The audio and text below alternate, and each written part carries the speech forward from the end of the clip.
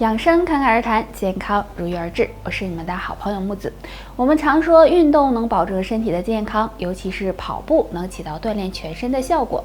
但是在这里，木子要提醒各位，这几类人可不能尝试跑步运动。第一个是长期不运动的人，这类人因为长时间的不运动，身体素质本身就比较差。如果进行跑步运动的话，反而容易出现头晕、恶心等不适症状。第二个是有高血压、心血管疾病的人，这类人如果尝试跑步运动的话，不仅会导致血压升高，还会加重心脏的承受能力，严重的话都可能会造成猝死的发生。第三个是有骨科疾病的人，像是骨质疏松、痛风等等，这类人都不适合跑步。如果一定要跑步锻炼的话，只会加重身体原有的疾病，对身体反而不利。所以这几类人就不要再尝试跑步锻炼了，像是瑜伽、太极会更合适。大家好，我是你们的好朋友木子，欢迎收看侃侃养生。由于现在饮食结构的变化，很多人都习惯吃外卖或者出去吃，这样很容易导致血压高的问题。这时我们要做的就是控制好自己的血压，要不然会引发一些并发症，影响身体健康。那想要控制好血压，吃饭时最好能记住这2点，或许会让血压向你低头。第一点，多吃粗粮。虽然现在我们大多数吃的都是细粮，细粮也很好吃，但是对于血压高的人来说，建议大家可以适当的吃一些粗粮，因为粗粮中含有很多的营养元素和粗纤维，能够帮助我们补充身体所需的营养元素，对血压的平稳有帮助。常见的粗粮有小米、玉米、黑米、燕麦、红豆、绿豆等等。第二点，少吃盐。相信大家都知道，如果盐吃的太多，就会导致血压升高，所以对于血压高的人，一定要控制好盐含量的摄入，少吃高盐食物。买盐的时候可以选择低钠盐，这样可以延缓血压升高，对健康有帮助。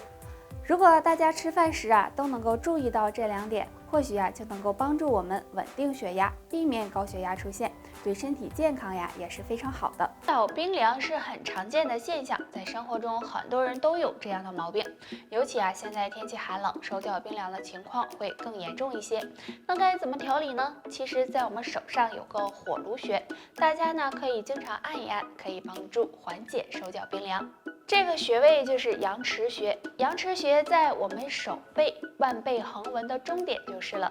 阳池穴属手少阳三焦经，按摩时可以用大拇指按揉，每次揉5到10分钟，左右两边的穴位都要按到。阳池穴是阳气汇集的地方，经常按摩能增强体内阳气，促进气血流动，让更多的阳气能够输送到手脚，这样手脚自然就暖和了。建议大家平时还可以喝点桂圆、红枣、枸杞茶，能够帮助补气养血，对改善手脚冰凉也有帮助哦。好，欢迎收看侃侃养生，我是木子。今天我们要聊的是肾脏好的人睡觉时没有3种表现，若你也是，肾脏处于强盛期。表现1，没有盗汗。很多人晚上睡觉会有盗汗的情况，主要是因为肾脏出现问题，代谢功能受到影响，水分不能够及时的排出体外，从而出现了盗汗的情况。若你没有，肾脏还算健康。表现2，没有水肿。肾脏是维系水量平衡的，如果受损，水分滞留在体内，就会出现水肿的情况。所以如果睡觉时没有水肿的情况，这是肾脏健康的表现。表现3，不起夜。正常每晚的起夜次数应该是0到2次。如果肾脏出现问题，那么就可能会有夜尿频繁的情况。但如果你处于正常状态，这也是肾脏健康的一种表现哦。不知道大家有没有发现一般男性雄激素旺盛，那么这个人看起来就会更强壮、更有魅力。所以雄激素对男性可是非常重要的。那雄激素旺盛的男性大多有3个特点哦，快看看你有没有。第一个，睡眠质量非常好。第二个，手脚温暖，有很强的阳刚之气。第三个，毛发比较旺盛。那男性朋友如果想要雄激素旺盛，可以常吃2种食物哦。生蚝，生蚝也叫牡蛎，生蚝里面含有大量的锌元素，也是所有食物中含锌最高的。锌可以促进荷尔蒙分泌，所以男性朋友经常吃，能帮助补充雄激素，还有养肾护肾的作用哦。枸杞，枸杞大家都熟悉了，用枸杞泡水喝可以滋补肝肾，帮助补充一定的雄激素，所以男性朋友也可以经常的吃点枸杞哦。生活中啊，我们经常会听到阳气不足，那阳气不足啊，会使免疫力降低，影响健康。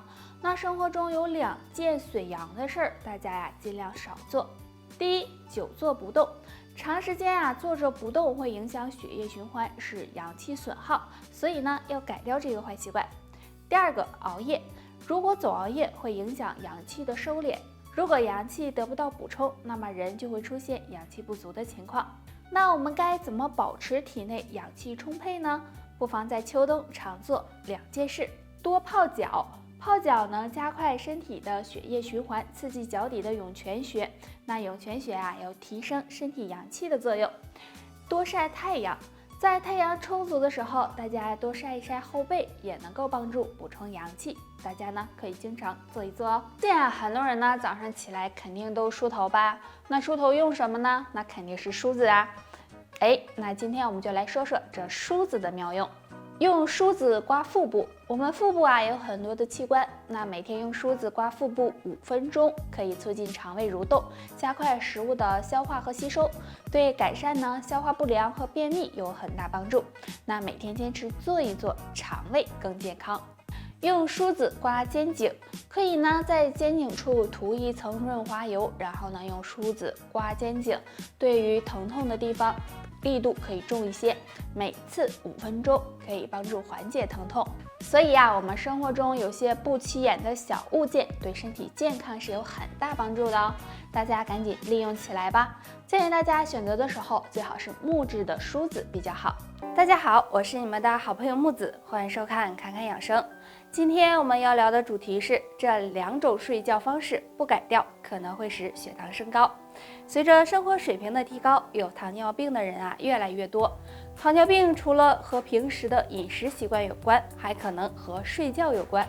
那下面这2种睡觉方式，如果不改掉，可能会使血糖升高。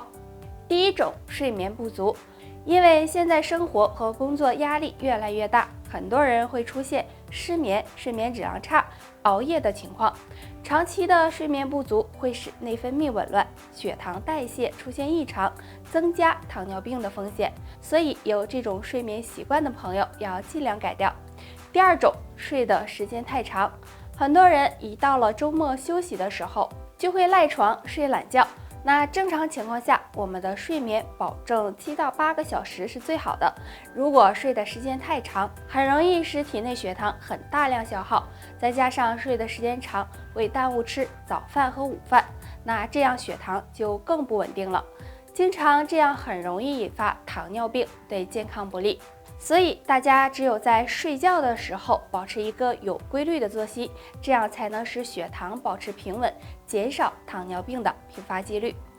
以上就是今天的全部内容，如果大家还有其他的疑问或者是建议，可以在评论区留言分享出来。养生不仅仅是身体上的滋养调理，同样也是内心的一种修养，希望大家可以坚持下去。我们下期再见。